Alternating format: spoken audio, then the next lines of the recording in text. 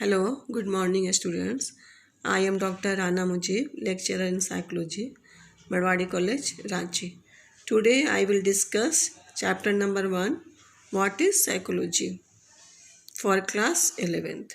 Lecture is 7 and today topic is definition of psychology. मनोविज्ञान की परिभाषा पे आज भी चर्चा की जाएगी। प्रीवियस क्लासेस में हम लोगों ने देखा था कि मनोविज्ञान की पहली परिभाषाओं में यह कहा गया था कि मनोविज्ञान चेतन अनुभव का अध्ययन करने वाला मनोविज्ञान है।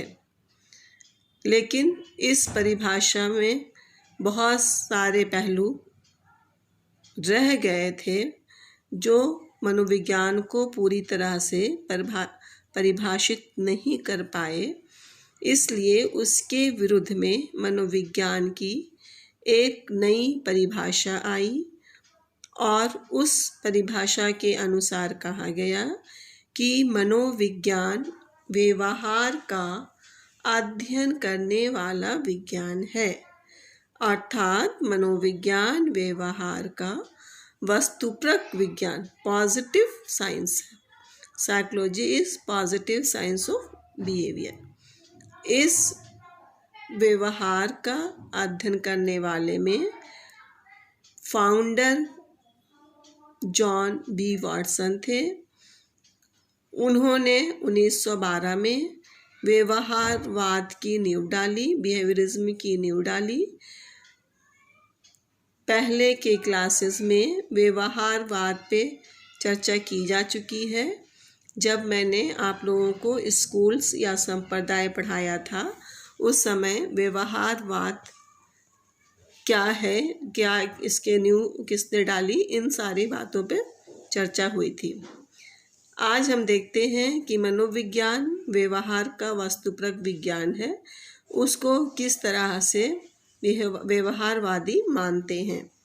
व्यवहारवादी मनोवैज्ञानिक के अनुसार मनोविज्ञान के अध्ययन का विषय वस्तु, सब्जेक्ट मैटर, वस्तुनिष्ठ, ऑब्जेक्टिव होता है।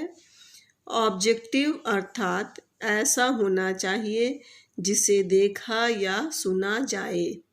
यहाँ व्यवहारवादी क्या कह रहे हैं कि मनोविज्ञान का विषय वस्तु व्यवहार होना चाहिए, क्योंकि व्यवहार एक ऐसा विषय है जिसे हम देख सकते हैं, सुन सकते हैं। इसलिए पिल्सबरी नामक मनोवैज्ञानिक ने मनोविज्ञान को परिभाषित करते हुए कहा कि मनोविज्ञान की सर्वाधिक संतोषप्रद परिभाषा यह हो सकती है कि यह मानव व्यवहार का विज्ञान है। इन्होंने क्या कहा, ये भी एक व्यवहारवादी थे। इन्होंने कहा कि मनोविज्ञान मानव व्यवहार का विज्ञान है। साइकोलॉजी में be most satisfactorily defined as the science of human behavior। व्यवहारवादी के अनुसार व्यवहार दो तरह का होता है, एक बाह्य व्यवहार, एक्सटर्नल बिहेवियर, जिसे हम आसानी से देख सकते हैं, समझ सकते हैं, जैसे रोना, चिल्लाना, गाना, पढ़ना, उठना, बैठना आदि। और दूसरा आंतरिक व्यवहार, इंटरनल बिहेवियर, सांस की गति, ब्रीदिंग स्पीड, पाचन क्रिया, डाइजेस्टिव सिस्टम, हृदय की धड़कन, हार्ट बीट, रक्तचाप, ब्लड प्रेशर, यह भी व्यवहार है। यह क्या कैसा व्यवहार है? यह व्यक्ति के शरीर में आंतरिक रूप से होने वाला व्यवहार है, जिसे हम लोग किसी यंत्र के सहारे, किसी इंस्ट्रूमेंट के सहारे समझते हैं और देखते हैं। लेकिन आगे चलकर इस परिभाषा की भी आलोचना हुई और मनोविज्ञान की एक आधुनिक परिभाषा सामने आई।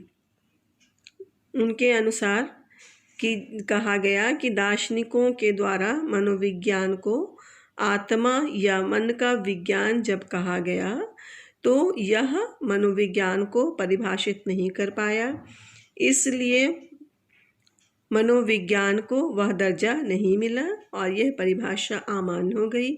फिर आगे चलकर इसके विरुद्ध में एक परिभाषा आई कि मनोवैज्ञानिक अध्ययनों ने चेतन अनुभव का विज्ञान का, कॉन्शियस एक्सपीरियंसेस, लेकिन अनुभव का वस्तुनिष्ठ और वैज्ञानिक अध्ययन संभव नहीं था, इसलिए यह परिभाषा भी अपूर्ण मानी गई और व्यवहारवादी का जन्म हुआ और व्यवहारवादियों ने मनोविज्ञान को व्यवहार का अध्ययन करने वाला वस्तुपरक विज्ञान, पॉजिटिव साइंस माना, जो कि बहुत हद तक उस समय इस परिभाषा को मान्य माना गया और कहा गया कि व्यवहार के आधार पर हम मनोविज्ञान को परिभाषित कर सकते हैं। लेकिन इसमें भी त्रुटि आई। बाद में मनोवैज्ञानिकों ने यह अनुभव किया कि केवल व्यवहार का अध्ययन करने से मानसिक अवस्थाओं का हमेशा सही ज्ञान हो, ऐसा संभव नहीं है। व्यवहार को हम अनुभव के आधार पर समझते हैं। व्यवहार के सहारे हम व्यक्ति के अनुभव को ही समझने की कोशिश करते हैं। जैसे जब किसी व्यक्ति को हंसता हुआ हम देखते हैं तो हम यह समझते हैं कि वह व्यक्ति खुश है। तो यहाँ पे क्या है, हंसने की क्रिया क्या हो गया, एक व्यवहार हो गया और जिसके द्वारा वह खुशी का अनुभव कर रहा है, जो खुश हो रहा है, तो खुशी जो है वो क्या, अनुभव का ज्ञान दे रहा है। इस तरह प्रत्येक अनुभव के साथ कुछ व्यवहार या शारीरिक क्रियाएं होती हैं। हम जब भी कोई अनुभव करते हैं तो वहाँ पे क्या हो जाएगा, एक व्यवहार ज़रूर आ जाएगा। व्यवहार का अर्थ क्या है, कुछ एक्टिविटी। व्यवहार का अर्थ यहाँ पे क्या हो जाएगा, कुछ एक्टिविटी, शारीरिक क्रियाएं, जिसको देख करके हम अनुभव करते हैं, जो अनुभव का ज्ञान पाने की कोशिश करते हैं कि अगर वह हंस रहा है इसका अर्थ यह है कि वह खुश है। तो यह हम लोग क्या कर रहे हैं, उसको देखकर एक अनुभव कर रहे हैं कि हंसी उसके खुशी का कारण है। इस तरह अनुभव और व्यवहार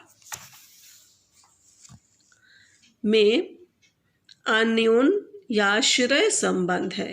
यह कहने का क्या मतलब है कि एक ऐसा संबंध है जिसे हम समझने की कोशिश करते हैं कि अगर वह व्यक्ति इस तरह की क्रियाएं कर रहा है तो इसके पीछे यह कारण होगा। जैसे सपोज कीजिए कि अगर वह कोई व्यक्ति रो रहा है तो हम ये क्या समझते हैं कि इसके रोने का कारण कोई दुख है। तो हम ये अनुभव करते हैं कि वह व्यक्ति रोने की क्रिया कर रहा है, इसलिए वह दुखी है। दुखी क्या हुआ, एक अनुभव हुआ। लेकिन हमेशा ये ज़रूरी नहीं है। कभी कभी क्या होता है, आदमी जब बहुत ज़्यादा खुश होता है, कोई व्यक्ति बहुत ज़्यादा खुशी महसूस करता है, तब भी उसके आँख में आंसू आ जाते हैं। इसलिए ये कहना कि सिर्फ दुख के ही आंसू हैं, यह संभव नहीं है, जिसको हम लोग अनुभव के आधार पर केवल बताते हैं कि अमुक व्यक्ति रो रहा है, इसका अर्थ यह है कि वह दुखी है। इस तथ्य को ध्यान में रख करके, इन बातों को ध्यान में रख करके आधुनिक मनोविज्ञान की शुरुआत हुई और आधुनिक मनोविज्ञान में मनोविज्ञान को परिभाषित करते हुए कहा गया कि मनोविज्ञान जीव के पर्यावरण के संबंध, अनुभव तथा व्यवहार का अध्ययन करने वाला एक वस्तुपरक विज्ञान है। यहाँ पे क्या कहा गया कि मनोविज्ञान एक ऐसा विज्ञान है, एक ऐसा पॉजिटिव साइंस या वस्तुपरक विज्ञान है जो प्राणी के व्यवहार और अनुभव का अध्ययन एक सामाजिक वातावरण के संदर्भ में करता है। क्योंकि मनुष्य क्या है, एक सामाजिक प्राणी है। Psychology may be defined as a positive science which studies the experience and behavior of the living organism in relation to environment। इसे आप लोग अच्छे से देख लीजिए इंग्लिश में इस तरह।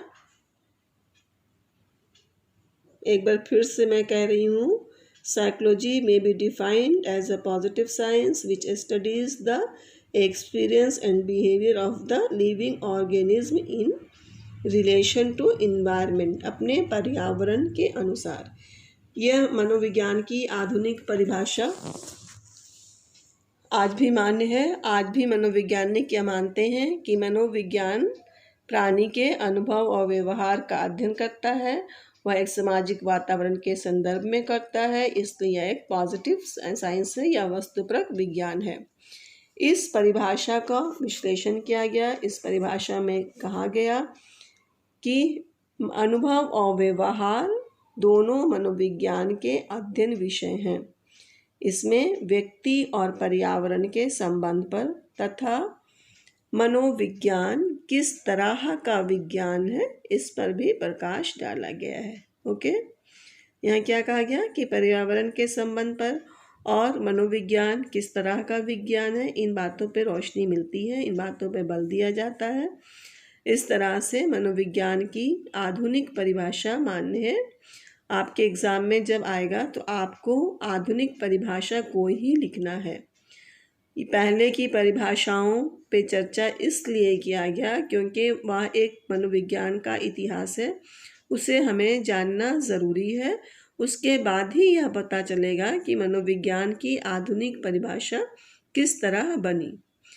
आज का क्लास यहीं तक। Okay, thank you.